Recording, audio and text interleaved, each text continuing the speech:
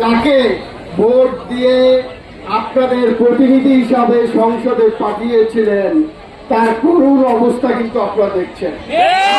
Vote দিয়ে পাঠাইছিলেন, সে হাত জোর করে ক্ষমা চাইছে তার কৃতকর্মের জন্য। এটা আমি মনে করি আমাদের টোটাল শ্যামনগর বাসীকে জুতো মারা হয়েছে। আজ থেকে গাজী নজরুলকে বয়কট করলাম এবং এমপি হিসাবে স্বীকার করি না তার কৃতকর্মের জন্য। আমরা চাই মাননীয় স্পিকারের কাছে জোরালো দাবি, শ্যামনগরবাসীর পক্ষ থেকে অবিলম্বে তাকে সংসদ থেকে বহিষ্কার করতে হবে। এই ধর্মান্ধদেরকে আমরা শ্যামনগরে আর দেখতে চাই না। ধর্মান্ধদেরকে আমরা শ্যামনগরে অবঞ্চিত ঘোষণা করলাম। জামাত ইসলাম একটা ইসলামী দল বলে আপনারা দাবি করেন। আপনারা যদি সত্যিকারের ইসলামী দল হয়ে থাকেন তাহলে এই দর্শকের যে শাস্তি ইসলামিক কায়দায় সেটা আপনারা যখন দেবেন তখন দেশের মানুষ বলবে যে আপনারা ইসলামী দল।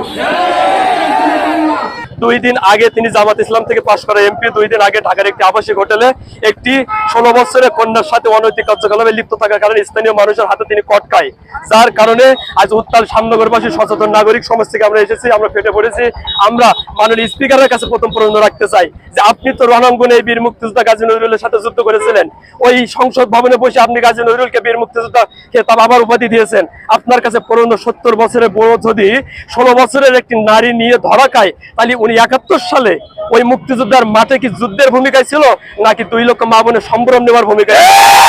আমি একজন নারী হিসেবে আমারও 2টা মেয়ে আছে, তো আমরা চাই আমাদের নারীদের নিরাপত্তা। আমার মূল কথা আমরা নারীদের নিরাপত্তা চাই। আমরা নারীরা কোথাও নিরাপত্তা নেই।